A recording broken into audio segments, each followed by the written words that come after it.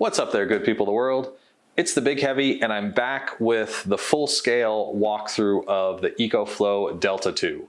This is the latest 1,000-watt power bank from EcoFlow.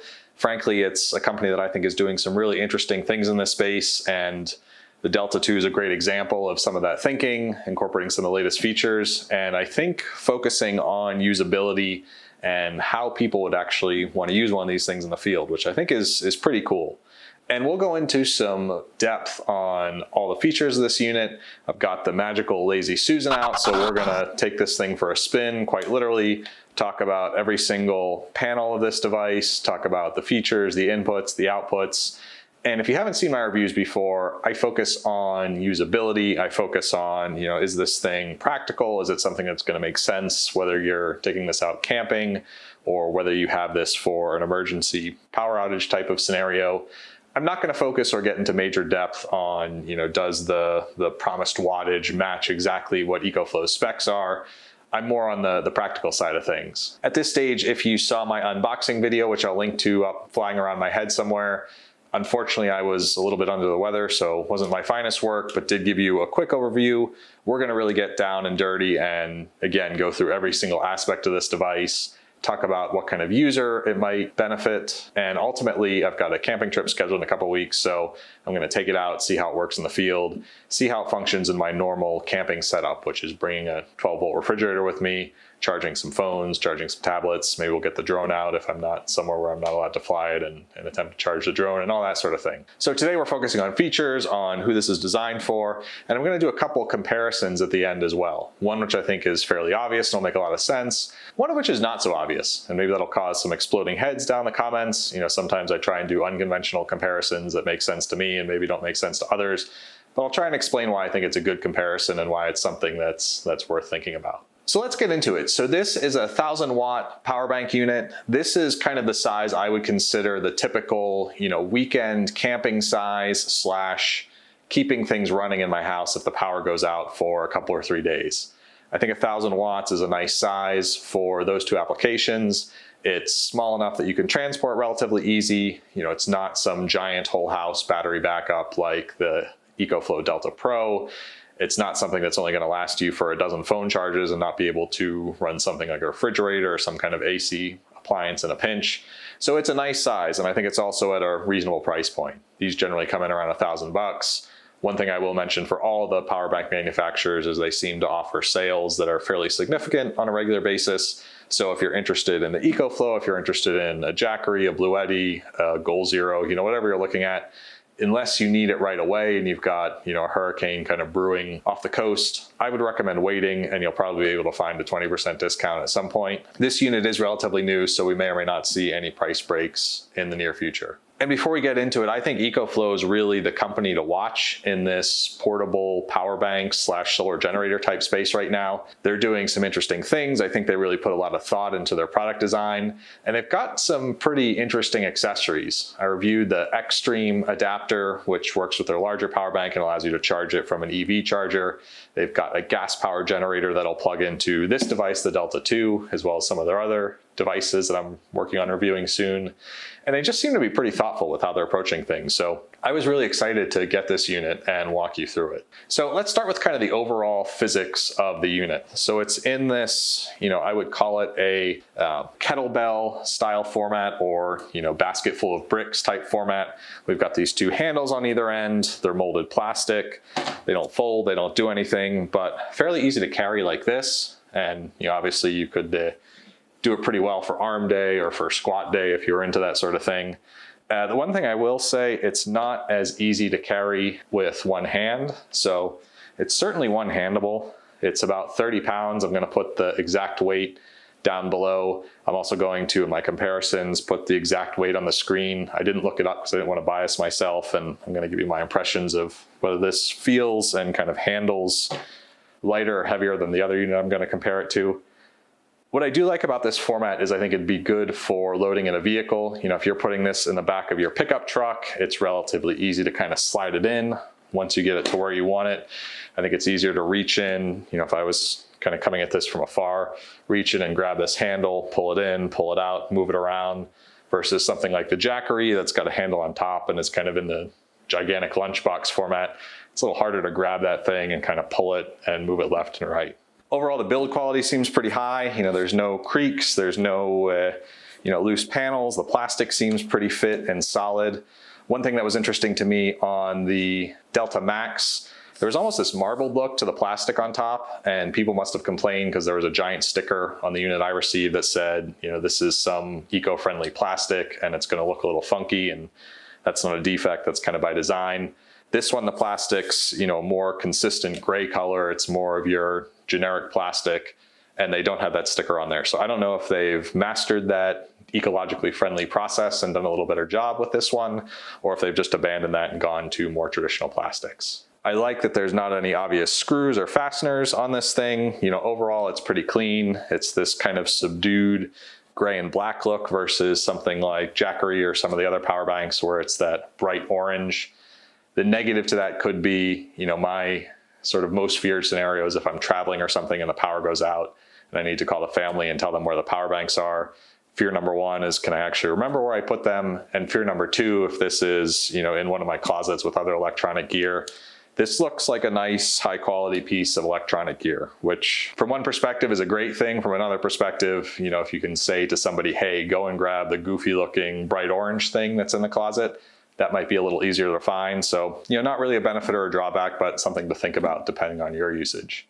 So let's start with the front panel. This is where most of the action is, or I guess with this unit, I should say this is where about 50% of the action is, since most of your common USB type outputs and your display are up front, your AC outputs and your inputs are in the back. I think that's kind of an interesting design decision. And again, it's neither a pro nor a con, but something to think about for how you might use the unit.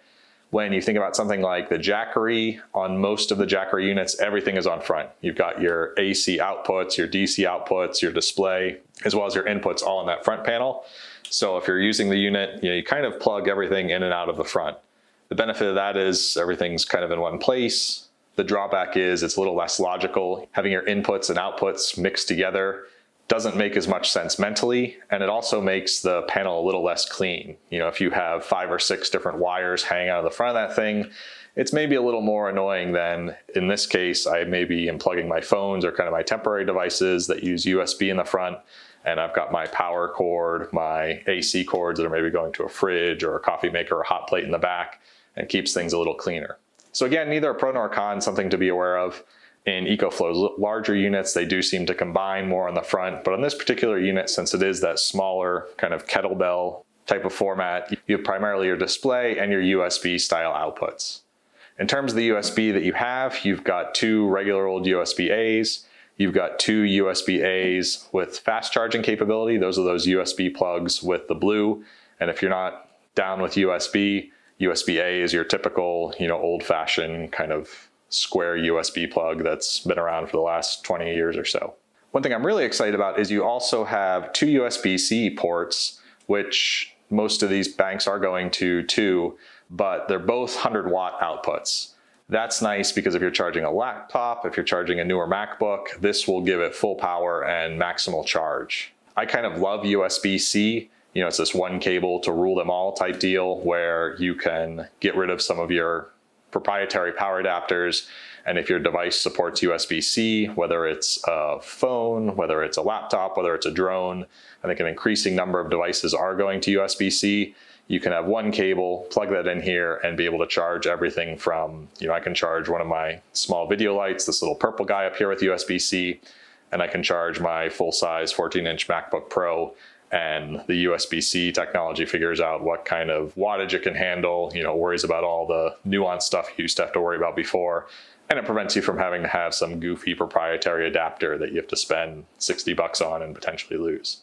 So that's super cool. In terms of the display and buttons up here, the display has an auto timeout.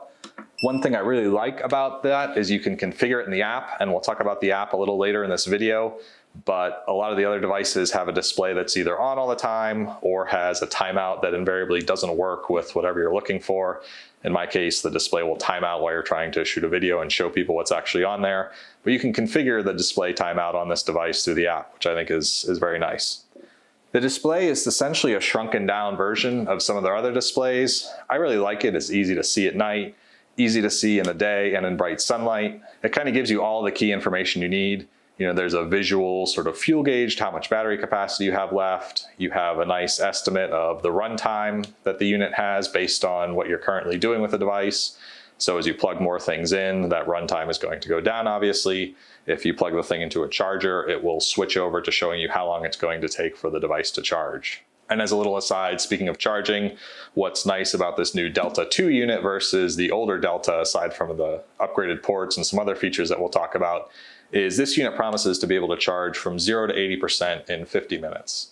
And we'll talk more about that, but that's pretty impressive. A lot of the other power banks I have are on the order of 2 to 3 hours to charge, so this guy essentially charges in about a third of the amount of time, and we'll talk about why that's important in a little bit. Other things this display tells you is it tells you how many watts of input you have. So you can obviously have it plugged into the wall or have it plugged into a solar panel or a 12-volt power source while you're using it. So it's getting some juice in. It'll tell you the number of watts that it's outputting. So you can kind of figure out on the net, am I charging the device or discharging it? And obviously the time remaining display will change if you're kind of doing a net charge, even if you've got some stuff plugged in, but you're pulling in more solar than you're going out. That will tell you how long it's going to take you to charge at the current load and with your current solar input. And conversely, if you're maybe not getting a lot of sun and you're pulling a lot out of the device, you'll see that that time remaining will go up or down depending on how much solar you're getting, which is kind of neat. There's also various indicators on there for everything from which inputs and outputs you have turned on and off to whether you have Wi-Fi and Bluetooth turned on and all that stuff. But it generally hides all those and kind of gives you the numbers that I think are most important that you need up front in a very easy to read manner. Aside from that, two simple buttons on the front. You've got a USB on-off that obviously turns on or off all of these USB outputs. And then you've got your main switch down here. You give that one little quick tap, it'll wake up the display. Should that display go to sleep, you hold it down for a second or two and it'll turn the unit on or off. Continue our tour around the side of the unit. This is, I guess, if this were a ship, this would be the port side. And not much to report here other than this little flap, which conceals what they label as extra battery port. And from the literature I've seen from EcoFlow, this unit will accommodate either a 1,000-watt Delta auxiliary battery, so you can essentially double your capacity from 1,000 watts to 2,000 watts, or you can also connect this to the Delta Max additional battery, which I believe is 2,000 watts, give or take. So you can get up to a 3 kilowatt overall battery bank starting with the Delta 2. That to me is pretty interesting, and we'll talk about that a little more. Essentially those auxiliary batteries, at least the ones from EcoFlow, are only a battery. They don't have the outputs, either AC or DC, and they do have a nice little display on them, but they rely on a unit like this to convert the power that they've stored up into usable output. So it's essentially an expansion feature versus something that's a standalone product. I'll go to the starboard side next because that's pretty easy to cover. All you really have on here is some nice EcoFlow branding. Again, it sort of matches this gray on the top and sort of works with this overall color scheme. You also have vents for the fans. Now cruising to the back panel, things get a little more interesting. So we'll start from the top where we have this back panel. This guy opens up. It's a little bit annoying because you can't really see what you're plugging into if you're looking at this unit coming down. You kind of have to get in and be able to see the orientation of the plugs and everything.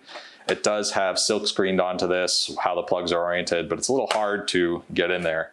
My assumption is that they make the panel open this way versus having it come down to provide some form of water protection, but that's speculation on my part. In any event, there's three things behind this panel. The first is their, for lack of a better phrase, DC input connection. And they supply you with one cable in the box, and that allows you to plug the unit into a 12-volt car style adapter.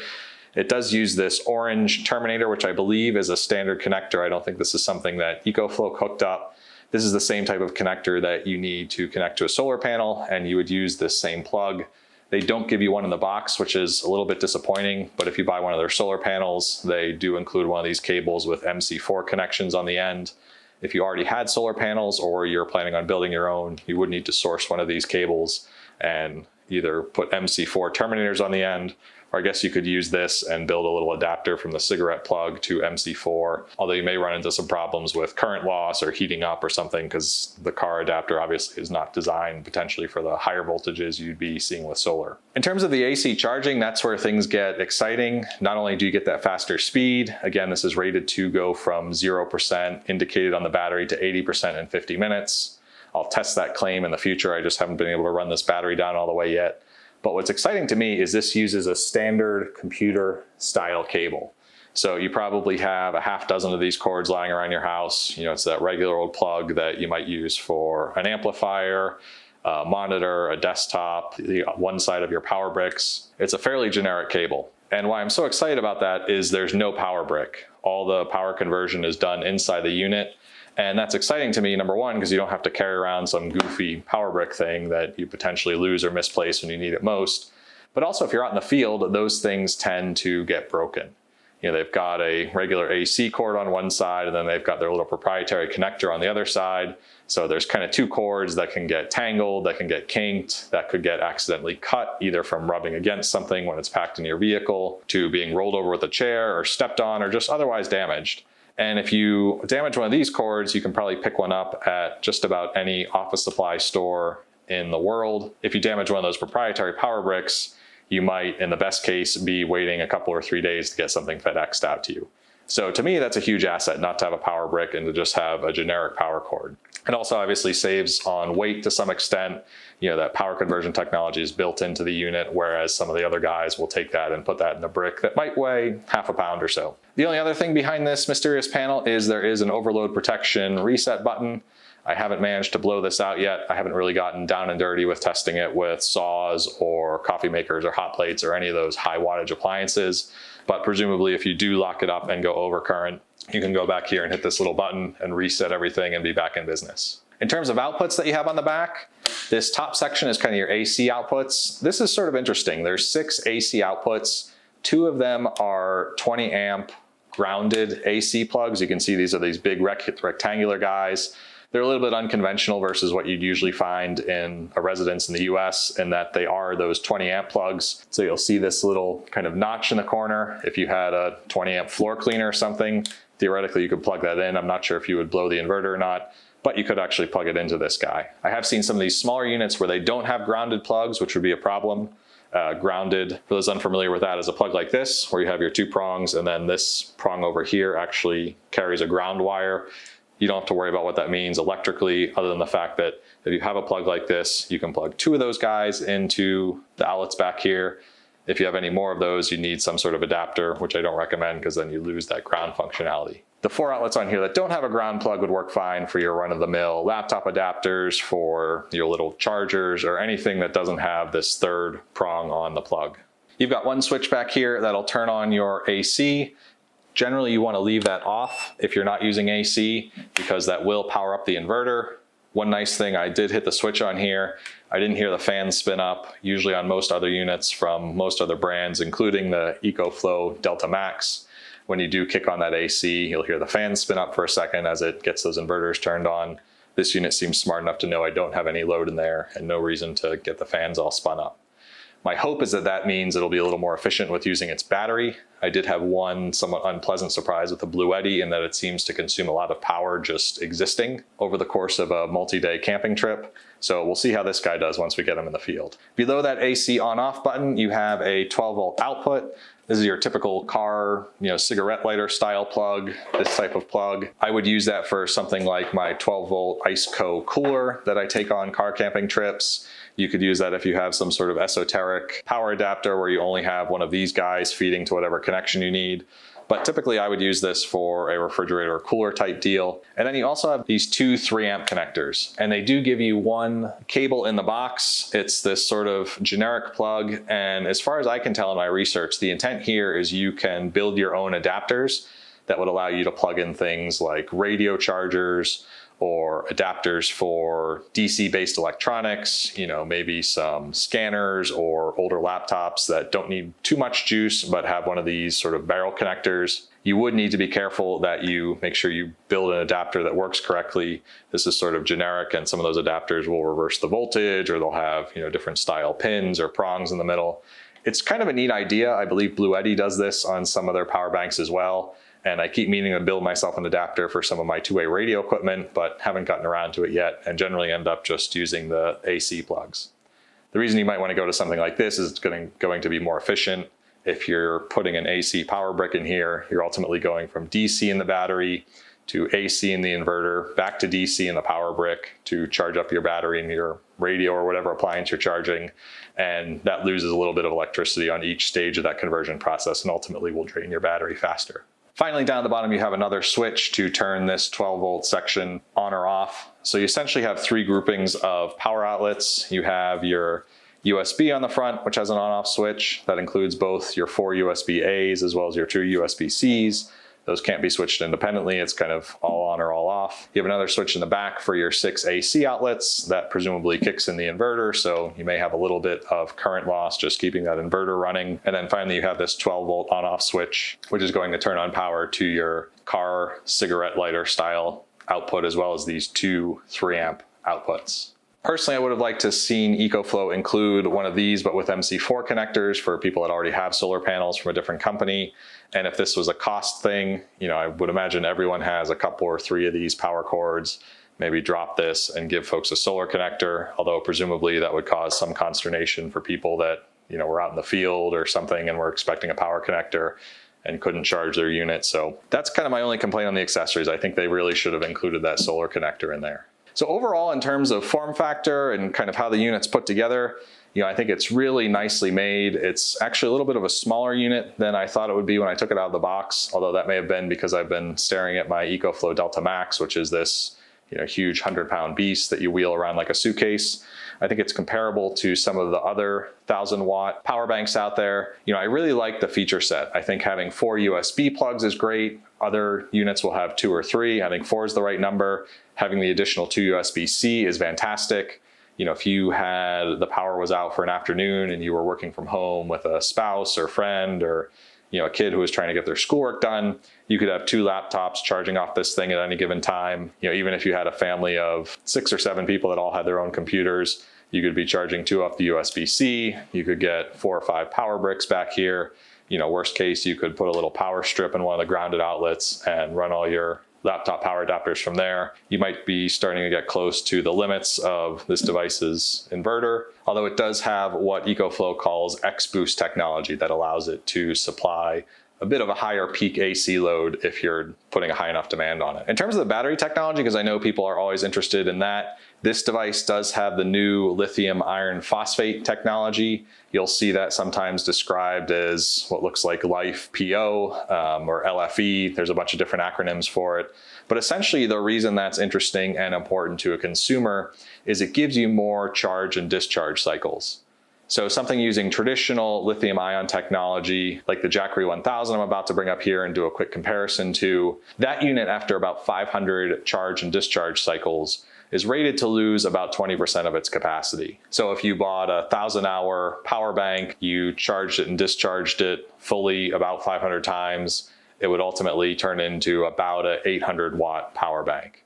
That doesn't happen instantly. It's not like on charge 499, you've got 1,000 watts, then on charge 500, all of a sudden you've got 800 watts. It's going to gradually decay over the course of those 500 charges, and then continue to gradually decay after that. You'll hear if you've ever had an electric vehicle or you know somebody with one that eventually they start to lose capacity the longer you've owned it and the more charge and discharge cycles you've done. The technology in here, that lithium iron phosphate, will give you several hundred charges before that starts to lose capacity. In fact, EcoFlow gives you a 5-year warranty on these. That seems to be better than the industry. I did a quick survey of some of the other companies and most of them seem to have a 1 to 2 year warranty option. Some will give you an extra couple or 3 years if you register the product, but I think the 5-year is pretty much the no BS version of the warranty that EcoFlow offers. Now, in terms of form factor and kind of considerations about who this is for, I think you've got to think about, does the kind of split output design bother you? Having the AC in the back and the inputs and having the DC up front, is that going to create a problem? And where that could create a problem is if you're planning on building this into a cabinet, if you're doing a van life type thing, if you're thinking about maybe building this into an RV, this could either really help you out or it could create a problem. The scenario where I think it could really help you out is if you were going to build this into kind of a semi-permanent cabinet type installation, you could have your power cable run for charging, you could have your solar already installed in there, you might have to rig up some sort of contraption to split the power between DC charging from your vehicle, using some sort of hardwired version of this cable and some sort of solar input. But if you're building a cabinet, you're probably smart enough to figure that out anyway. and then you might run a couple or 3 appliances off here. Getting to the buttons could be a little bit of a problem. You'd have to rig something up there, but I see the USB connections as more temporary. Generally, when I'm using one of these things, I'm out camping and I've got my 12-volt refrigerator running all the time. I might have a power cable hooked up from my power bank into my Ford F-150, which has some power outlets in the bed. So if we go and take a drive, I can kind of pump a little bit of juice into the power bank from the vehicle. So I kind of have my permanent connections back here. And then, at night we're plugging a phone or 2 in up front. Maybe we're charging the drone or a tablet. So we're kind of plugging and unplugging. So having the sort of permanent stuff in the back and having this in the vehicle and not having that in the way is going to be advantageous, I believe, versus having everything kind of hanging out of the front and having this sort of rat's nest of cords. I am going to do a field test of this unit in a couple weeks, so we'll see if that theory holds true. So let's talk apps. The app is rather intuitively named EcoFlow. As far as I know, it's available for Android and iOS. This is obviously on iOS on my iPhone. And you can see I've got both my EcoFlow units in here. I've got the Delta Pro as well as the Delta 2. I think I probably called the Delta Pro the Delta Max at least 15 times during this review. I constantly mix those up. I apologize for that. And you can see there's a nice little icon that kind of differentiates the 2 units that looks more or less like the 2 different units. And I'm actually connected to the Delta Pro via Wi-Fi. It's over in the house, so it's a couple hundred yards away. It's on a different Wi-Fi network. So as far as I know, the EcoFlow system does use some sort of cloud API.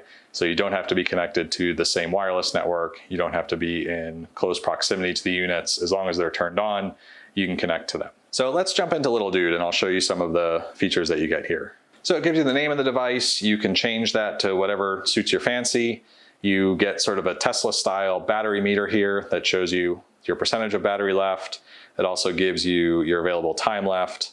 This does seem to bounce around a little bit, particularly when you have the inverter on, which I currently do. So I'll turn that off and see if that stabilizes our available time a little bit. You can see that this is jumping up quite a bit. So obviously again, and this is the case with most power banks, having the AC inverter running does draw some power just to kind of keep that going. You've got your inputs and outputs here, similar to the display screen. It's going to show you your power draw as well as whatever power you have going in there. What's kind of neat is you can also get more details about the input or the output. You can see that little blue bar is under input right now. So if I had this plugged into the wall, it would tell me how many watts of AC I had coming in. And then solar, I assume, is that DC input, which could either be plugged into a 12-volt cigarette style adapter in my vehicle or into some solar panels. If I tap output, I can see my various outputs. I can turn them on or off. You'll hear that it responds fairly quickly. I hit a button almost instantaneously. You'll hear the unit beep and that output will be turned on or off. So there's not really a lag of any sort as you adjust these options, which is nice.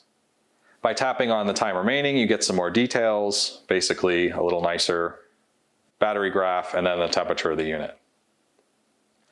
What is interesting is if you hit the gear icon up here, you have quite a few configurable options. So this is probably the money-winning feature of the app. I don't know that there's any way you can access these without going into the app, but you can do everything from renaming your unit.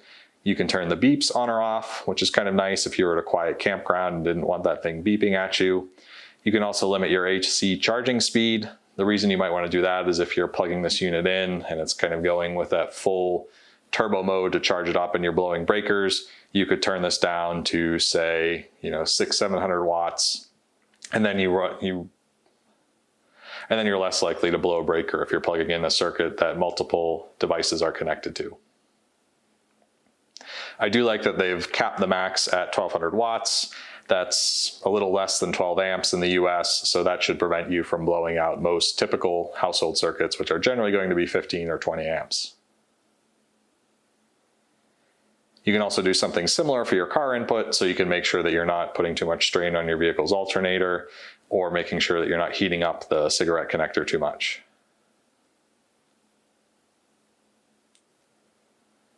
What's interesting here is there is a smart generator on-off setting here. I do have one of the EcoFlow smart generators that I'm going to do a separate video on and test. I'm not sure if this unit is actually compatible with a smart generator because it seems like it has a different plug, but the fact that it's in the app makes me assume that it is, so that's something I'll try.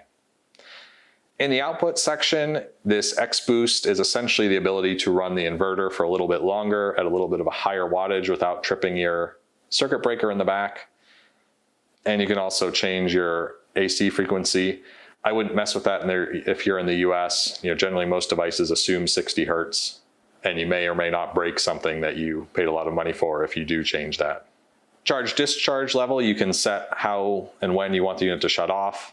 Tesla people always had this theory that you should only charge your vehicle to 80% and that somehow that was going to save wear and tear on your batteries. There's nothing in the EcoFlow manual that indicates that you need to do something like that for this device. So I would generally leave it at 100%. Discharge level, I like to set at 5%, so everything shuts down and I have a little tiny bit of reserve should I need it. You can move that down to 0, whatever suits your fancy. And then finally, we have those configurable timeouts. This is a feature that I love. So I can set the unit to kind of shut itself off after a particular amount of time, up to and including never. So that'll let the unit run all the time. That might be nice in that situation where you're camping and want to be able to turn things on and off via the app and you don't have anything plugged in.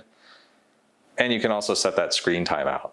Maybe the only place this is applicable is goofy old dudes creating YouTube videos, but I think that's hugely helpful. And I especially like that they give you the never option, so you can choose to always have that display running if you see fit.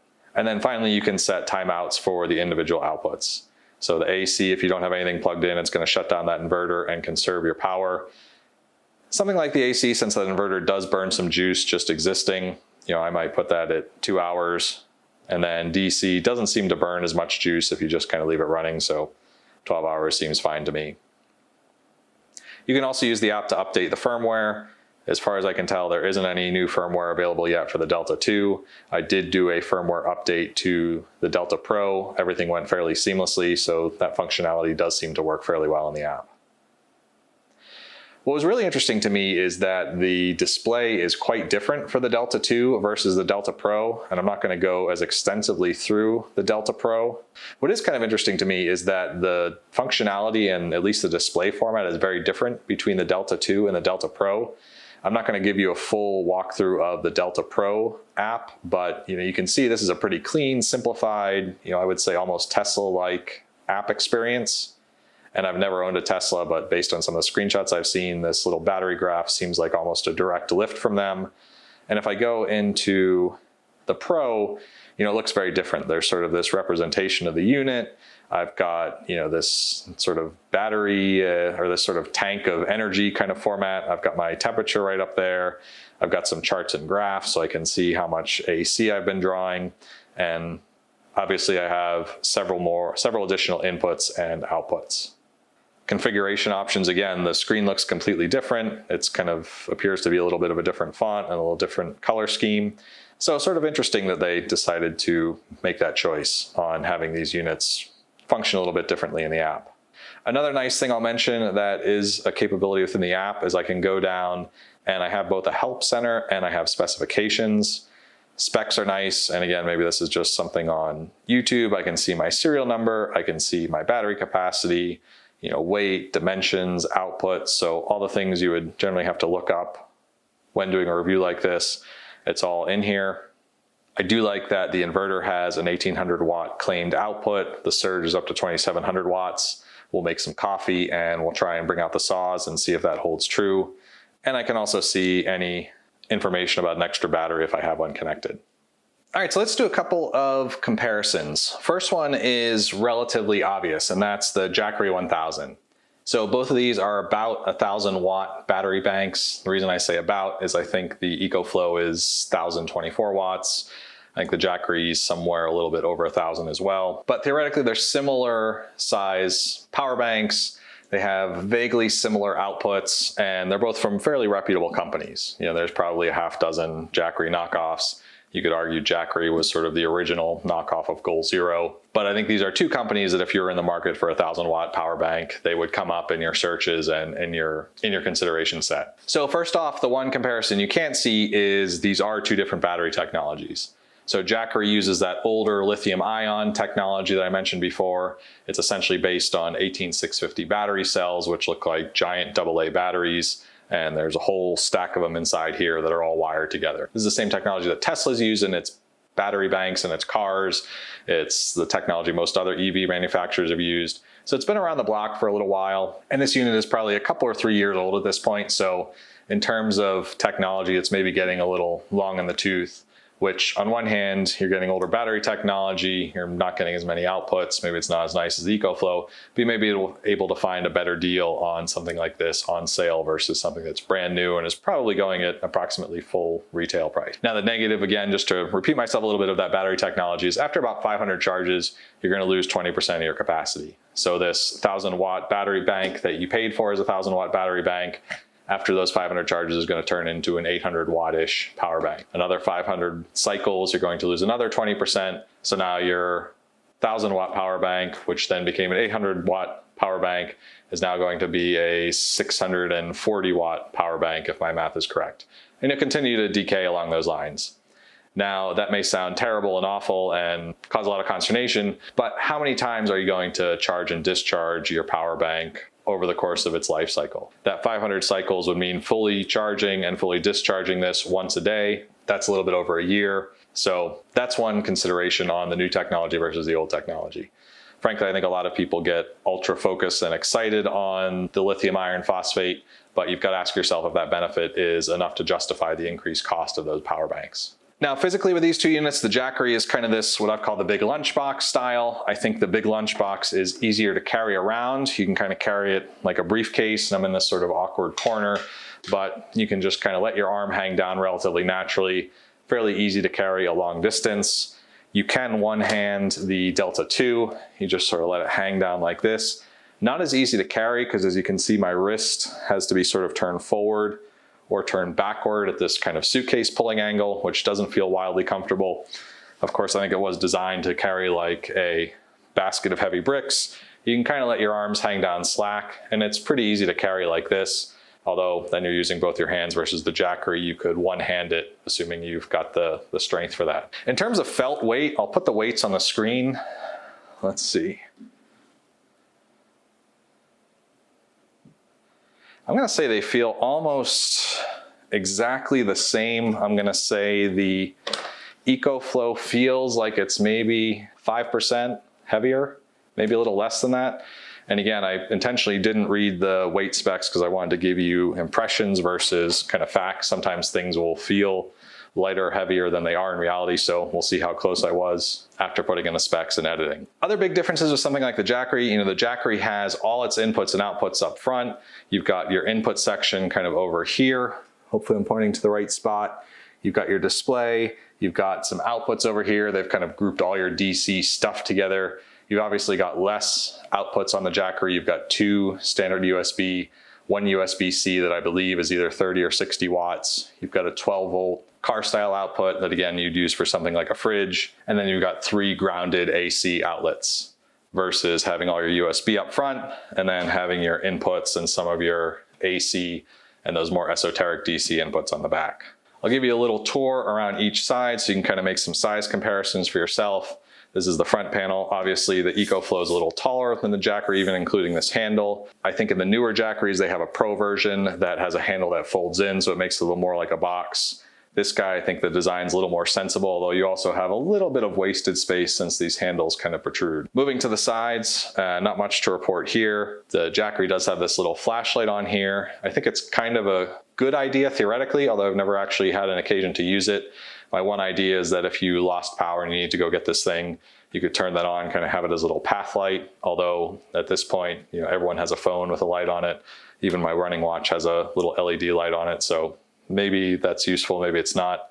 I think the newer Jackery, their Pro model, does have a little light panel on front, which would make a little more sense. I think having some light when you were trying to plug something in would be much more helpful than having this sort of weird flashlight thing over here. Going to the back, again, pretty uninteresting on the Jackery. Obviously, inputs, AC outputs, and your car style output on the back of the EcoFlow. Turning to the other side again, not much of note here. So out of these two, which should I buy? I mean, hands down, it would be the EcoFlow. You would have to put a little bit of a price differential on there. I'm gonna assume that the Jackery is going to be cheaper.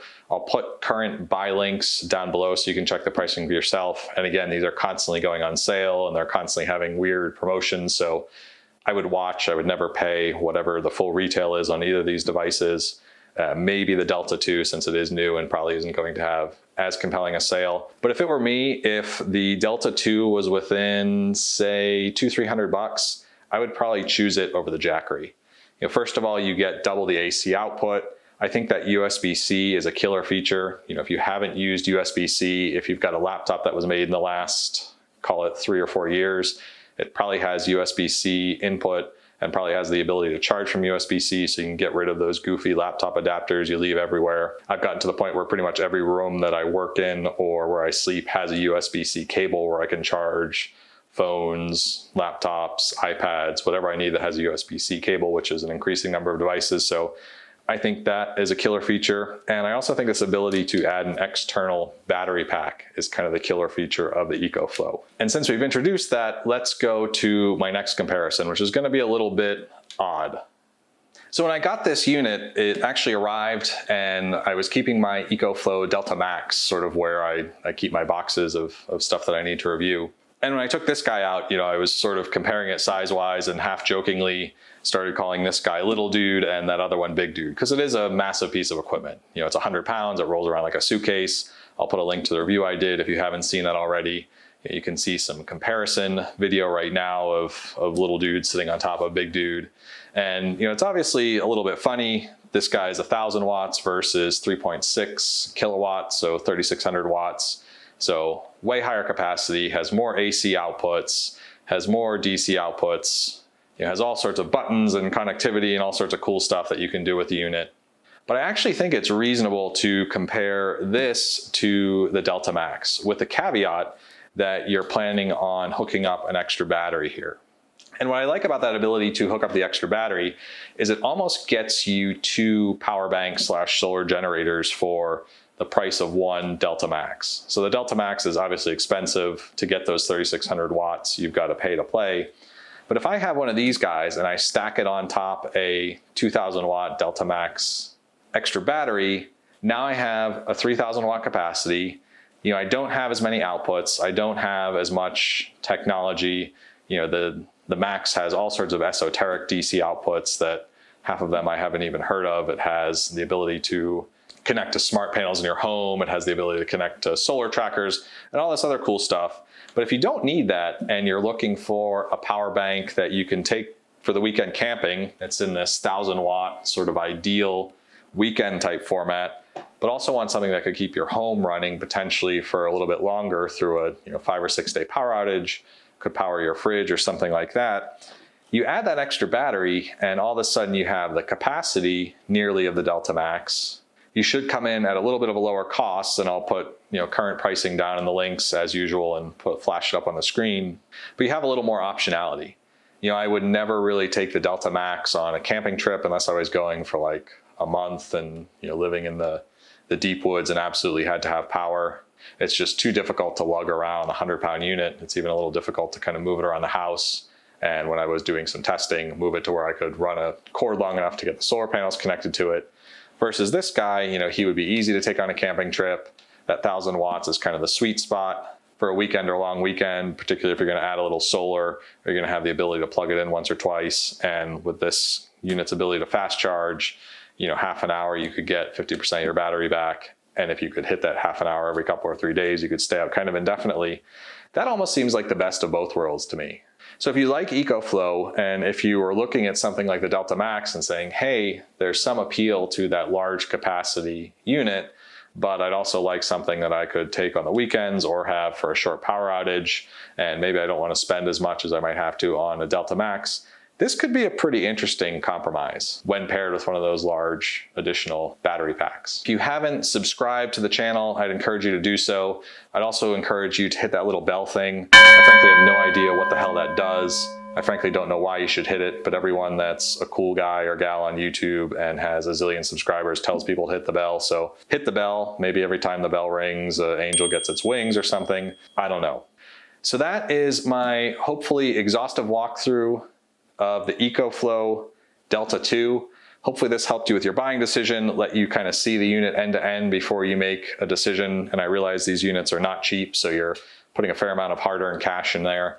And hopefully this was able to help you either decide if this is the unit that you want to think about or if something else makes a little more sense. As always, I've probably got a couple or three more videos related to this unit. I'm going to do one regarding the fast charging capability. We'll run this guy down to 0, plug it in, see if it lives up to that 50-minute claim. I'm going to take it camping with my typical setup and see how it works out in the field. I'll see if I can do my usual will it latte test, which should push that 1800 watt inverter to the limit and make sure it doesn't conk out early, and also see if I can run some saws off it. If you saw my saw review, which I'll link to up there, I was actually kind of surprised and a little bit disappointed that the Jackery unit wasn't able to keep up with a pretty standard miter saw. All my other battery banks were able to work fine with that, so we'll give this guy the miter test and see if it gets the sawing stamp of approval. And if there's anything you'd like to see, throw that down in the comments. Until then, hope you enjoyed this video. Hope all your adventures are well charged and powerful, and that you continue to be well, live, thrive, and survive. This is the Big Heavy. Thanks for being here, and until next time, peace. Ever wonder why every talking head on YouTube asks you to hit the like and subscribe button at the end of their video? You were right, because we're living in a computer simulation. And our benevolent robotic overlords get just a little bit of energy every time you hit that like. So, do me, the rest of civilization, and our benevolent robotic overlords a favor. Mash that subscribe, be kind to each other, keep living your simulated dreams.